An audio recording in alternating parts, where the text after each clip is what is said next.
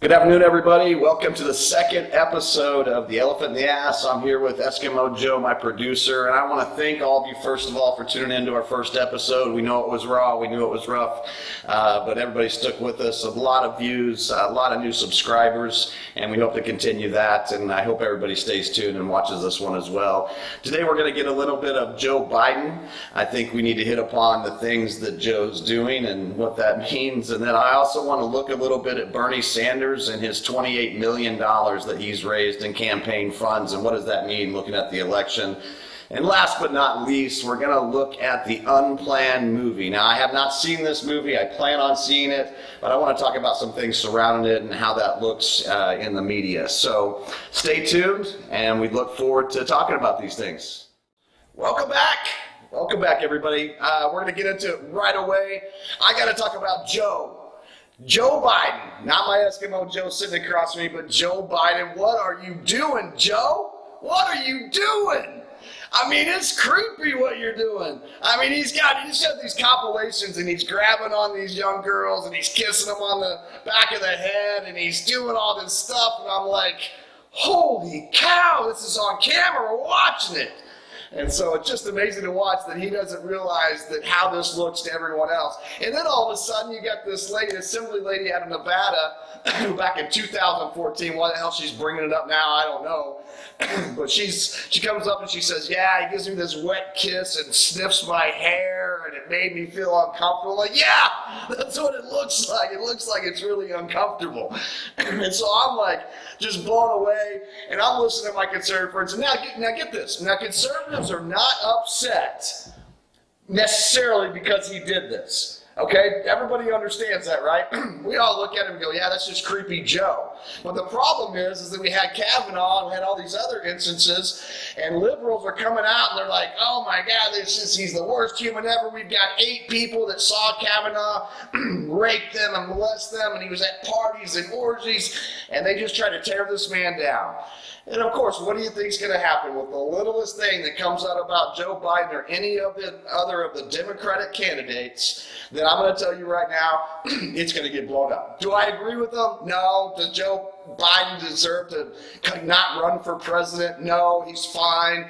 But it's so much fun to watch Democrats and liberals kind of float like this on the subject, like, we did all of this. We did all this for Kavanaugh. Was unfounded, yet we have this guy on tape not raping people, not sexually necessarily harassing people, but just being creepy Joe. So, I thought we should look at that. As conservatives, we need to look at it, step back, be the bigger people. Joe is going to eat his own lunch, people. There's no way when he gets up there and he actually starts debating with anybody that he's going to be okay. So don't worry about Joe's little creepiness. He's obviously apologized, kind of. I'm sorry I made you feel that way. I'm sorry that I'm weird and I grabbed you and I smelled what the hell's going on? I have no idea. But let's let it go, guys. Let's move on. Let's let him eat his lunch another way. Let's talk about another Democratic candidate. One of my absolute favorite characters of all time, Bernie Sanders. Bernie. Oh my God, I love me some Bernie. This guy is the biggest gift to the conservatives and Republicans I have ever seen in my life. He's got his long hair. He's driving around in an R8 Audi. He was driving around. He's telling people how he's going to get them free college. He's going to get them free health care. He's going to get them all this stuff. He's just going to hand it to them. That's his platform. I'm just going to give it to you. Well, I got a question, Bernie. How are we going to pay for it? Hey, Bernie, over here. I want to know how we're going to pay for it. All right, I don't know either. All I know is he raised $28 million in the last 6 weeks. $28 million. All these people that he's campaigning to are donating money. What's great is it's about $20 a piece. So let me tell you something about Bernie Sanders. The only thing that Bernie is burning is a hole in your pocket, because he ain't going to win. But I love it. Y'all keep following him. Y'all keep following that socialism platform, that democratic socialism platform.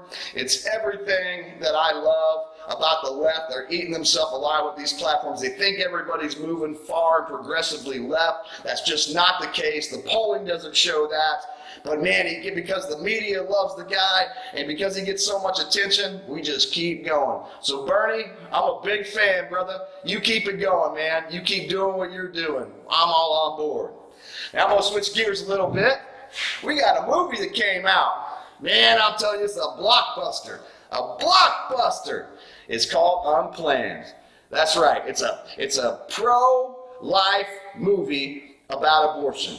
And you guys haven't seen it all over the media? You guys haven't seen it on the, you're not seeing all the commercials for it? Oh man, I don't know what's going on. Oh wait, I do know what's going on. As soon as you put a movie that talks about a pro-life agenda or a right-wing agenda and talks about the evils of abortion and what it actually entails, all of a sudden Hollywood says, whoa, whoa, whoa, whoa, whoa. We can't have any of that. We can't have that. I mean, we can't have you preaching those things. So Jack Dorsey, the good liberal that he is over at Twitter, him and his minions decide they're going to mess with the movie. They start messing with the Twitter account of the Unplanned movie. Go follow it if you can. It's a great follow. Anyways, they start making it where you can't follow the actual movie.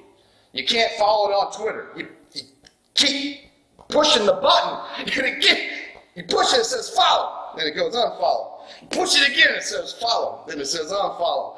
I don't know what's going on. I tried it myself. I was just sitting there like this for like 30 minutes. And I guess they fixed it and everything like that. But you got to look at the critics. I mean, critics are amazing to me. You know, most of them are far less left liberals. All the people in the media, 93% of the media is liberal and left-leaning. So it doesn't surprise me the writers and the critics that work for these newspapers follow that. So they can't even bring themselves to watch the movie. They can't see it. It's like a horror movie. I can't believe you're showing me. I can't see it.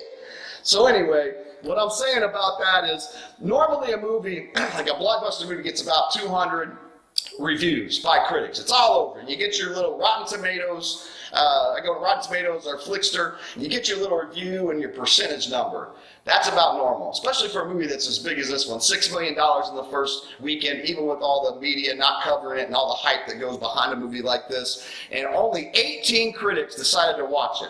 Out of those 18, only 50% of them gave it a good score. And so I went and read the reviews because why don't you like it? Maybe I shouldn't go see it. Maybe it's just a bad movie. But what I found is the ones that didn't like it, their problem was they didn't like the agenda. They didn't talk about the acting. They didn't talk about the plot. They didn't talk about the story. They're like, oh, this is just right-wing propaganda. This is just feeding the crowd it's meant for. This is not a good movie. You should not, all that stuff. But then there were some honest people, the other 50%, that actually talked about the movie and how powerful it is and how you should see it. Because this is a movie about a woman who worked for Planned Parenthood and she thought she was doing the right thing. She was pro-choice. She thought this was the right thing to do. Give the woman the right to choose. And what we find out is through this process, she became very disturbed by the movement of Planned Parenthood. And in the movie, they get an R rating. Another media, we got to give you an R rating. It's one scene in the movie, and it's about the abortion. Let me ask you this: if abortion is not bad and it's a good thing, then why does the abortion scene in the movie cause it to be R rated?